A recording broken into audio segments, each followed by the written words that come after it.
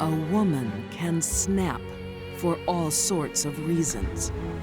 To protect loved ones. She knew that it was only a matter of time before he sexually abused their little daughter. For revenge. I want you to go now, Kate. I have nowhere to go, ma'am. Where shall I go? I think a culmination of all the stresses just made her snap. Joe, really? You could get these yourself. Or to be free from responsibility. She had a goal that he was not going to clutter her life any longer. These deadly women become cold-blooded killers when they reach their breaking point.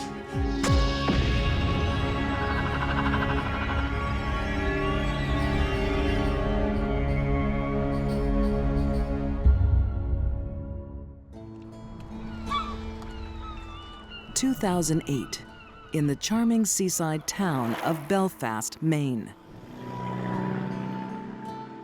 A wealthy young couple seemed to have everything. And they were pretty inseparable. James inherited all this money from his father, millions of dollars. It looked like they would have a charmed life. But James and Amber Cummings are living with secrets. Their 12-year-old marriage is miserable.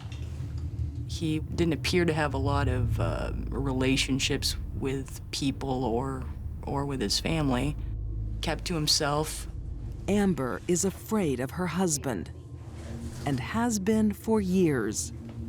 He abused her physically, emotionally, sexually. He tore down every shred of her individuality. This guy's gonna run the country? And James has some alarming political views. What is this world coming to? He's a white supremacist. How the hell is he supposed to run the country? He's colored. I'm gonna kill him. And he's using his newfound wealth to pursue a macabre hobby. James became obsessed with Nazi paraphernalia. He spent a lot of his inheritance seeking out items that Hitler had owned.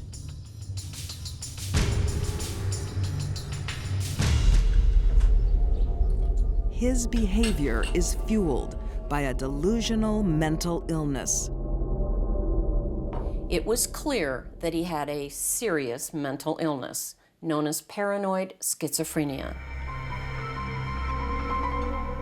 James lives in a constant state of paranoia. Where have you been? I had to get out of the house for a while. Oh, you think you're gonna leave the house? Yeah. Where'd you go? I went to your brother's. I don't want you going to my brother's house. He can't tolerate other people in Amber's life. Here forever. I don't want you going anywhere. You got that? What is wrong with you? I can't stay in here forever. You want to stay here. What is wrong with you? You're acting crazy. He wages a campaign to cut them out. He isolated her from her family. They moved several times so he could keep her isolated.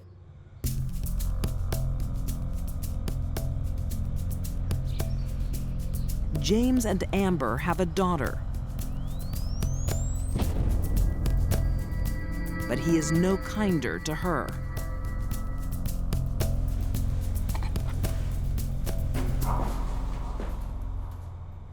Clara, come here.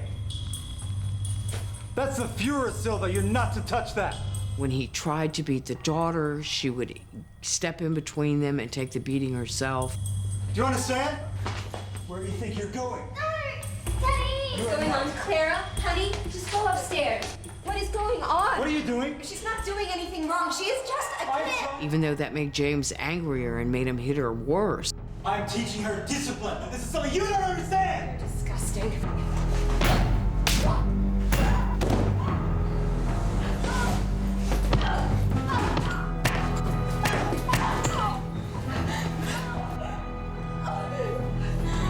Clara! She was subjected to marital rape on a regular basis.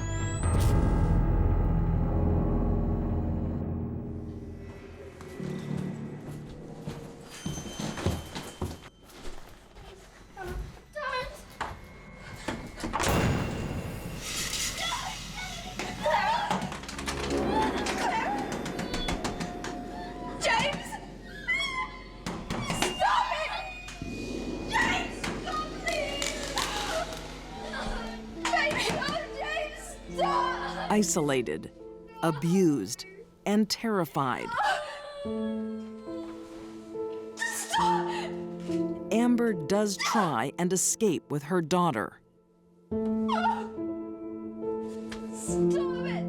Amber tried a couple of times to escape from James and always failed.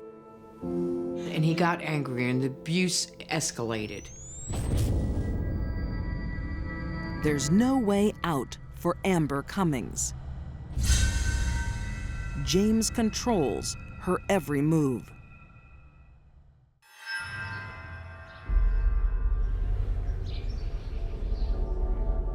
Come here. Come here. Now his perversions Come here. Sit down. Sit down. grow even more disturbing. Now I want you to pick me the best one. Oh my God. What do you think? They're children. That's right. They're great, huh? He had become obsessed with child pornography. Come on, you can do it. I don't want to do this. He had hundreds of images of child pornography on his computer. James, it's horrible. Well, come on. Mom, I don't want to do spelling book. Honey, I'll be there in a second. Just wait outside for me, okay? Okay. Well, come on. Pick your best one. That one. All right.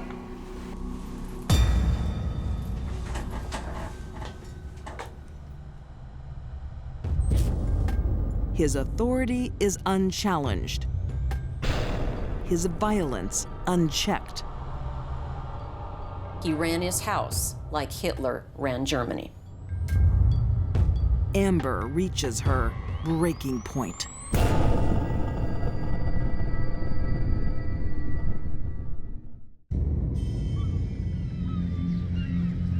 In a quiet New England town, a rich young couple is hiding secrets. Nazi sympathizer James Cummings is addicted to child pornography. All right, gorgeous. You are good to go. You want to go downstairs and play? Please, thank you, Mom. By December 2008, his battered wife, Amber, is about to snap. Amber got up with her daughter. Seemed like a normal morning. And then she walked into the bedroom, pulled the .45 from under the pillow. Domestic violence victims, they very often think about a way out of the situation is to kill themselves. On the brink of ending her life, Amber realizes if she dies, who will protect her daughter from her monster of a father? What troubled her the most was his child pornography collection. She knew that it was only a matter of time before he sexually abused their little daughter. Amber Cummings could never stand up to James to protect herself. Now, her maternal instinct explodes to the surface. There's only one thing for her to do. She couldn't leave Clara there with him. She walked into James's bedroom. While her sadistic jailer sleeps, she takes his gun and pulls the trigger.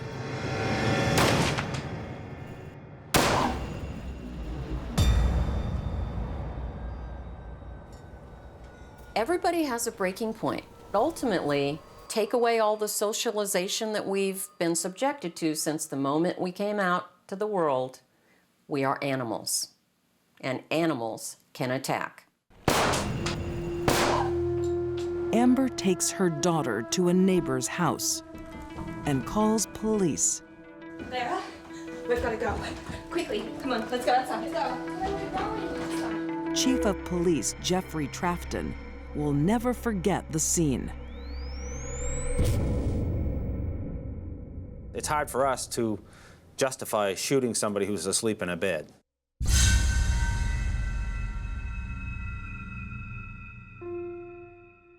She looked more like a victim than a shooter. Expressionless, just like a shell of a person, really. Amber killed to protect her daughter.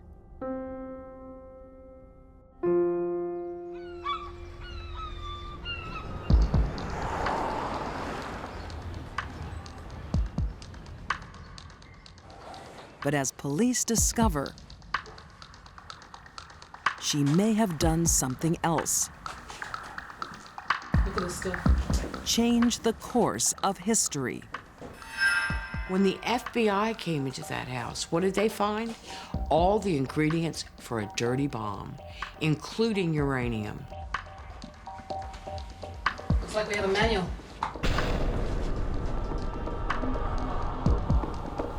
They found some of that stuff was radioactive.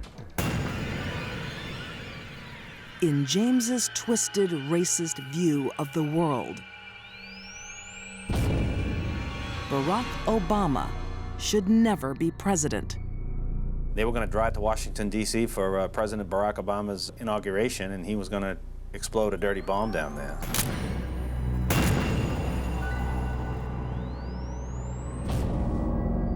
Amber shoots James just 1 month before the presidential inauguration. James Cummings' evil plan could have killed thousands. Amber killed her husband. She is 100% responsible for his death. But there is no doubt in my mind, not only did Amber save her daughter from a horrible fate, but possibly the United States.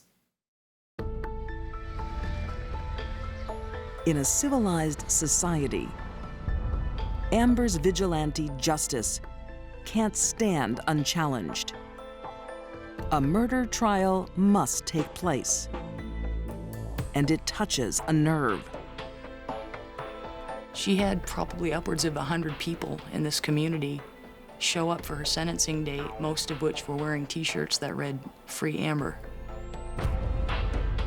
Pleading guilty, Amber's fate is left to a single judge. Amber was given an 8-year sentence that was fully suspended, so she walked away from the Waldo County Superior Courthouse a free woman. There's still a certain segment that don't agree that she should have shot him and killed him. But I do believe that the community as a whole has forgiven her. Free from her abuser and any jail sentence, Amber makes an extraordinary request. She did ask the community to forgive her husband. She had said, look, he had some problems, and I don't want the community to hold any anger towards him. Amber Cummings is a deadly woman. She murdered her husband while he was sleeping.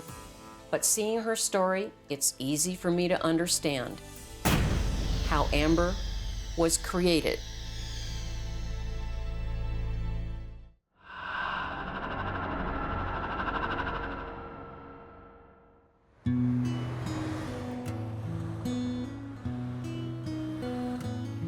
(2010). In the leafy suburbs of London, England, home renovators make a grisly discovery. The mini digger unearthed a skull. We knew that it was not just a grave site, it was a skull on its own. A lone human skull can only mean foul play. But to whom does it belong? They managed to narrow it down to a death between the 17th century and 1880. To identify this antique victim, police will have to delve into London's dark past and reopen a murder case that scandalized a brutal city.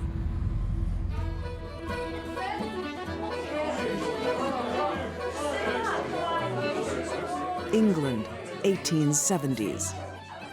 Kate Webster is celebrating moving to London.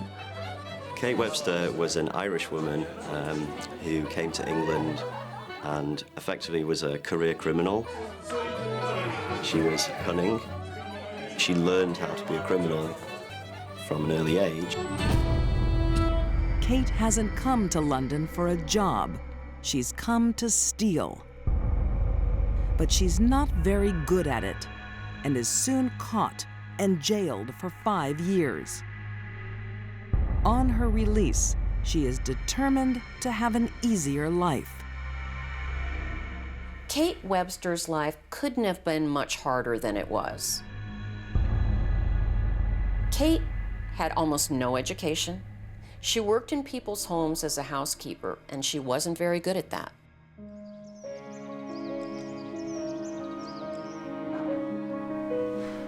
Kate finds the perfect employer.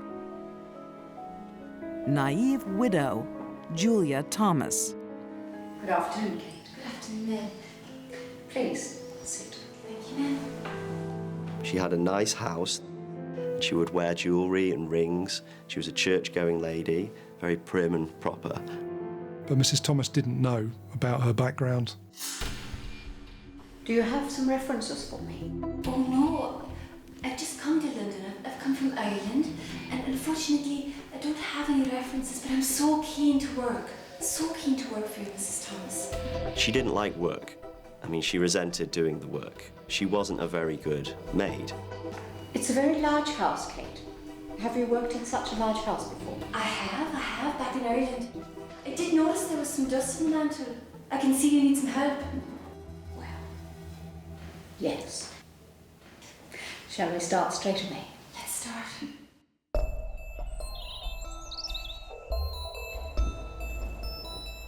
Kate Webster is a talented con artist and thief, but an atrocious housekeeper. She was a clumsy lady. She would slam the table, the trays down on the tables. Mrs. Thomas would complain about Kate. And Kate has a more serious problem. She's an alcoholic and a bad-tempered drunk. She was a big drinker. She was often annoyed at people. Julia Thomas decides to make a stand. She feared Kate Webster. She had built up the courage to sack her. Where have you been? Oh, you're drunk. I told you I will not tolerate you going to the public house, and with your work not done, then you do go on your bidding. Oh, leave it be, woman. It'll get done. It'll get done in my own good time. I will not tolerate this. That is enough. And then she was asked to leave the house. That's enough. What? You must find other employment. I'm going. You most certainly are. You make me. I will. She wasn't happy about it. She's been insulted. Now go to your room now. May I go to my room? What will I be thinking of, huh? What am I going to be doing? I'm going to be thinking in my own head what to do. Kate convinces Mrs. Thomas to give her time to find accommodation. You better watch yourself, missus. Go. Then she did allow Kate to spend the weekend in her home before she left. I think this was a big mistake.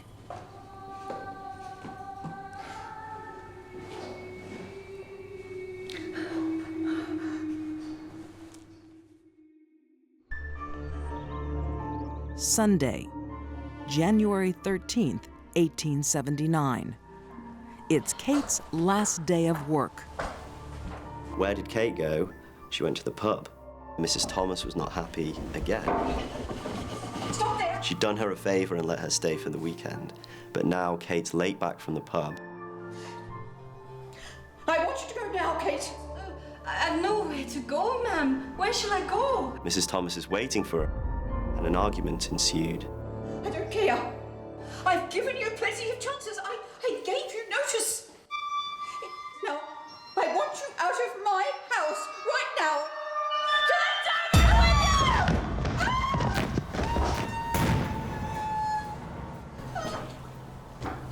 She threw her down the stairs. Kate! Kate! That was a terrible throw, wasn't it?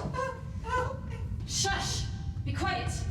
To prevent Mrs. Thomas from screaming, she strangled her. Help me! It'll be fine. It'll be fine. No! Yeah!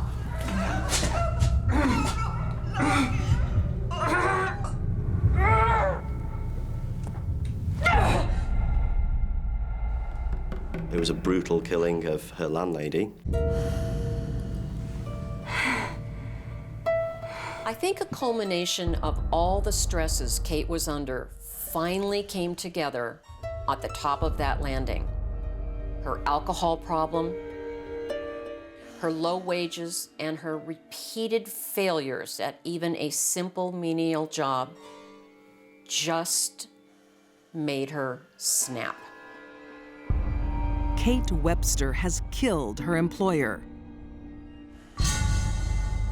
But she doesn't run. For the first time in her life, now Kate had some power, and she used it. Kate has come up with a monstrous plan that will shock London society.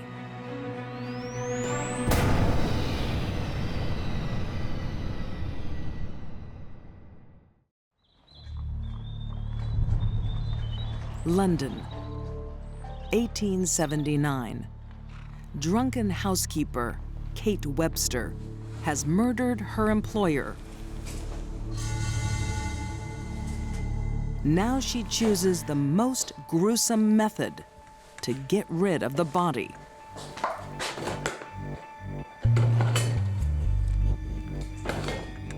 Kate effectively spends the rest of Sunday and Sunday evening trying to dispose of the body. It's a horrifying process.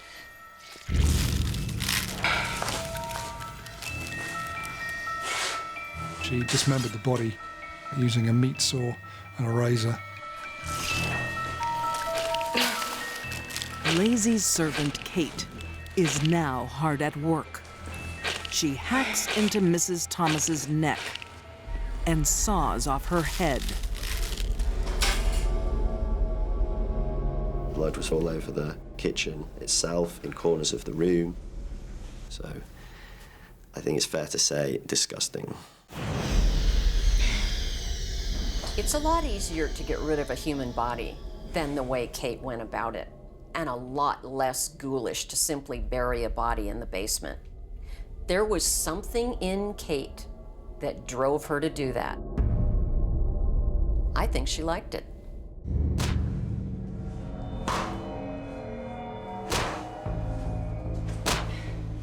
With Julia Thomas's body in pieces, Kate cooks up an ungodly stew. She thought she could dissolve the body by boiling it. Neighbour next door said that she could smell a horrible, rancid smell. She makes human lard out of the boiling body fat.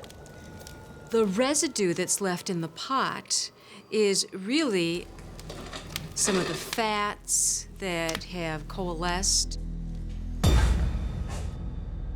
You're left with what looks like lard. It is not a far stretch for her to have given this particular mixture to people cannibals had said that the taste of human tissue was similar to that of a pig. Kate sells the lard at her local tavern. Some of the locals in the area, they had reported that in the days after the murder, Kate Webster had presented them with what she described as pig lard. It's funny because I've got some most excellent flavored pig's lard. It's really delicious. The kitchen. And they proceeded to eat it.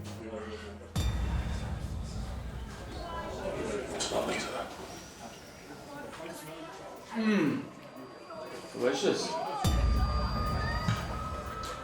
Kate spreads a story that she's had a stroke of good luck. Her aunt, Mrs. Thomas, had passed away. She'd inherited a house. It's an outrageous lie. But people believe it. She wore Julia's clothes and she tapped into her bank account. She could be somebody she had always wanted to be, but never could. She became a wealthy old woman. Kate still has to dispose of the body. The torso was placed in a wooden box. Kate dumps it in the Thames.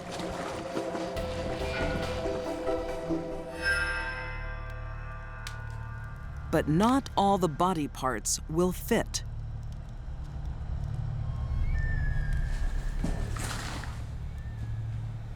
She squeezes the head into a handbag. Most people would not chop someone up and carry the head around in a bag. Kate seems to have gone nuts. Kate hides the head, where it remains undisturbed for over a century.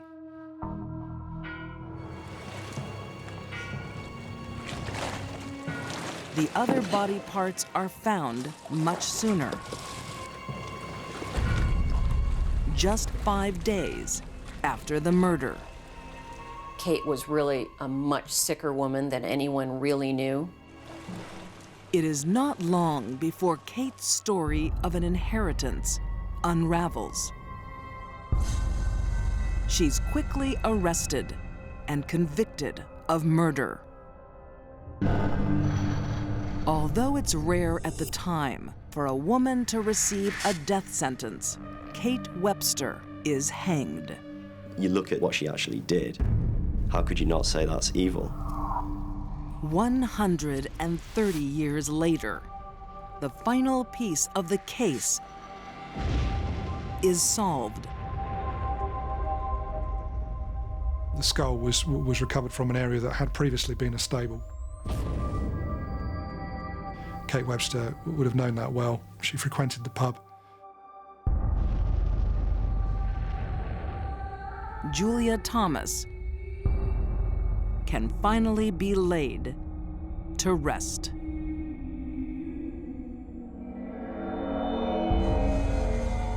If that murder hadn't happened on that day, Kate would have eventually had a row with someone and they would have ended up dead. And then possibly in the kitchen.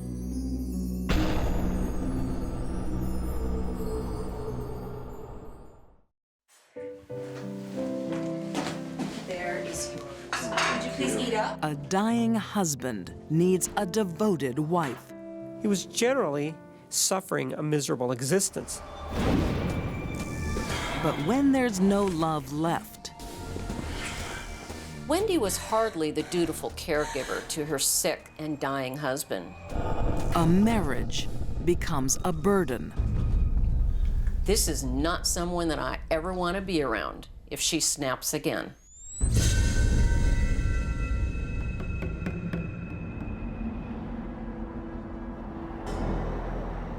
Summer 2000. Maricopa, Arizona.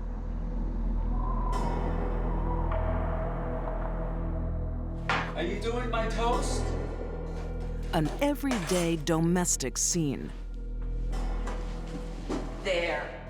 Except this family is living in tragic circumstances. Oh, and some jelly. Joe was diagnosed with a very serious cancer, and he was terminal. He was generally suffering a miserable existence. Wendy, What? would you mind getting my pills? Joe, really? You could get these yourself. It's hard for me to get out of the chair. Sure it is. The dynamics of the family at the time that Joe got sick quickly went sour. Joe Andriano has only months to live. His 30-year-old wife, Wendy, isn't coping. Now I have to go to work. Oh, and my beanie. Joe! I can't do this for everyone, okay? I can't take care of everyone all the time! Wendy is a bad nurse, Have it! Too much, Joe. and she resents the pressure of being caregiver and the only breadwinner.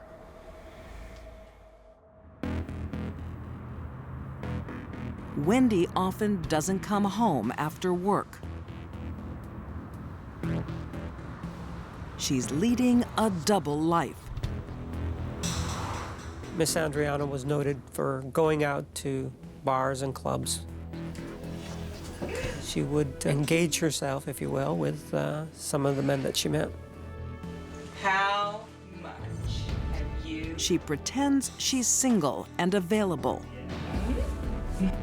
It was difficult to understand why she would prefer to carouse with other men when her husband was at home, terminally ill.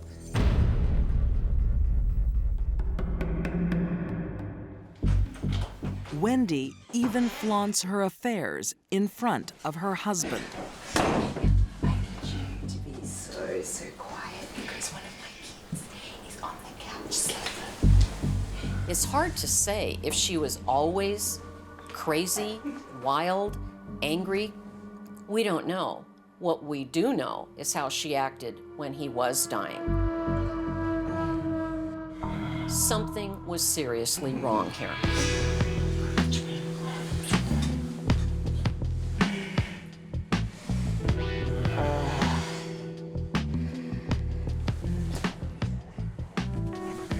Wendy's uncaring attitude is matched by her greed. She set about to commit fraud and actually asked 2 different men to pretend to be her husband. Listen, Rick, I need to ask a favor. What? I need you to pose as Joe in a medical exam. And tell the insurance company that he did not have cancer. So he can get a life insurance policy. Why? The fact that she attempted to get this other life insurance was just an indication of how greedy she really was. I can't do that. Rick, we need your help. Look, I will give you $10,000. No, I can't do that. She was seeking, at least from that, a $1 million life insurance policy. No, I can't. She can't get insurance, but Wendy no longer cares. She just wants Joe out of the way. Wendy could not wait for her husband to die from his cancer.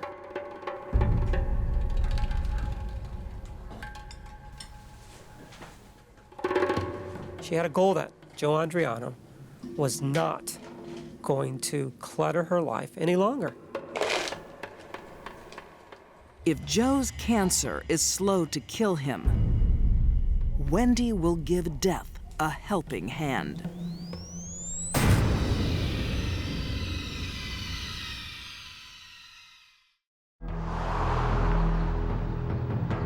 October 8th, 2000, Maricopa, Arizona. Joe Andriano, a cancer sufferer, is in agony. Joe was very ill. He was just writhing in pain, laying on the ground in pain. What are you doing? I need help. I need an ambulance for my husband. He hears his wife, Wendy, call 911. Yes, it is. Yes, he has terminal cancer. But no paramedics arrive because Wendy is just pretending. Thank you. Please, be quick. Wendy had a plan for him. She couldn't wait for him to die of natural causes. Where are the paramedics? It's all part of Wendy's plan that started hours earlier.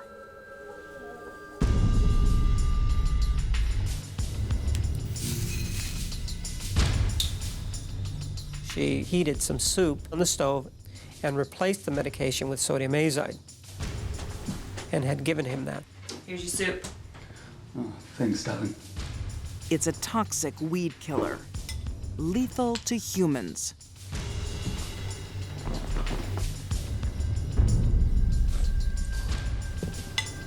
Is it good?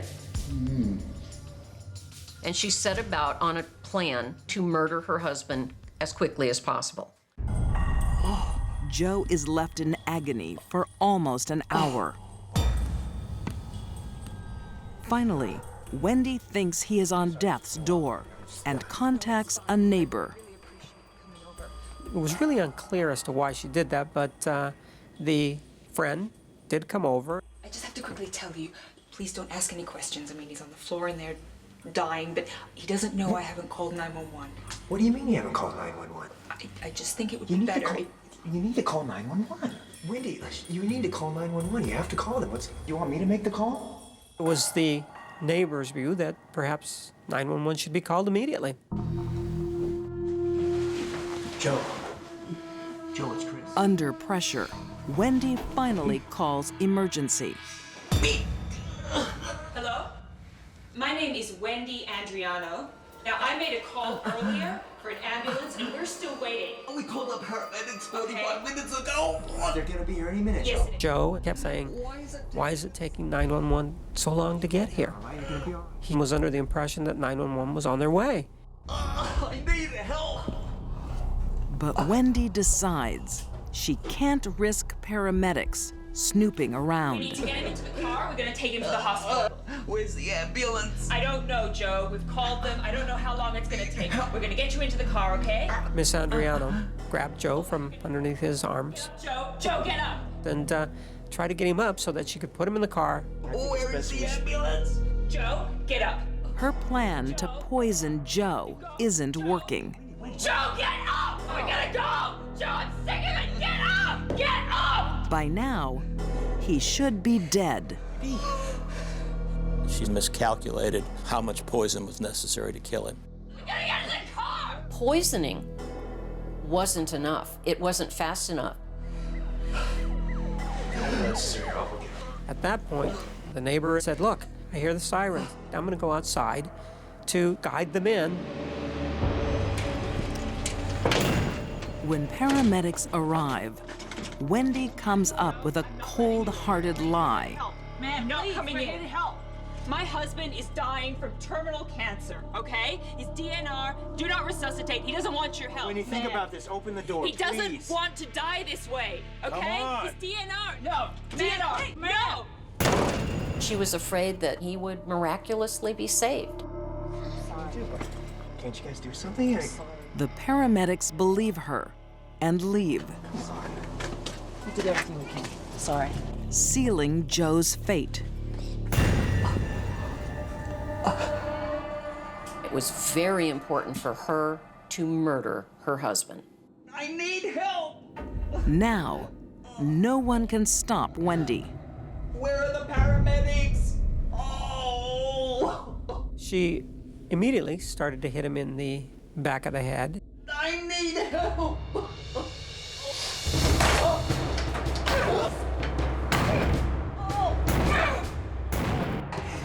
She struck him so hard that there were holes on the top of his head. She bludgeons him 23 times. It was brutal because of the fact that Joe did not die quickly. Joe, who bravely fought cancer, can't fight his wife. she grabbed one of the kitchen knives that were there, and in the area where the cancer actually started, she stuck that in the side of his neck.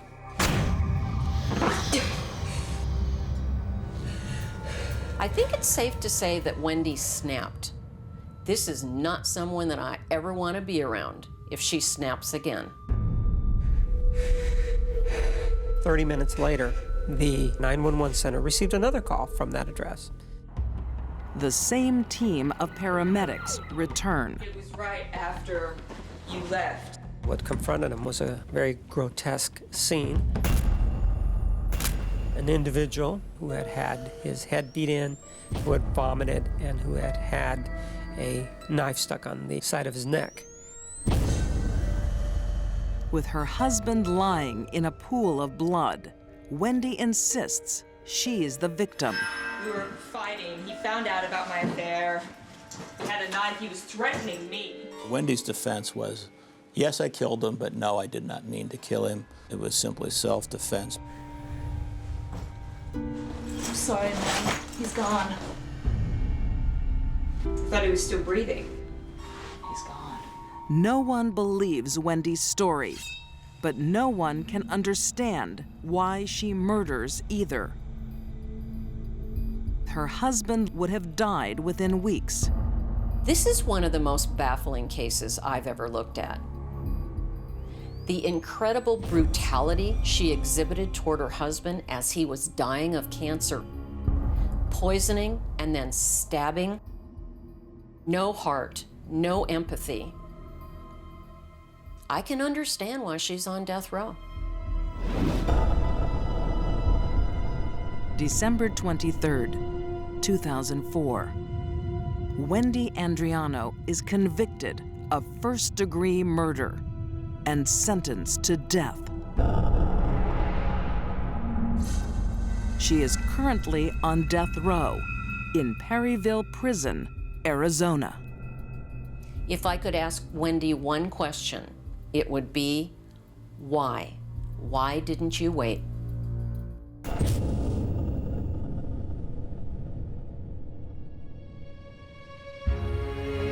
When these deadly women snapped, they left a trail of death. Amber Cummings shot her brutal husband to protect her daughter.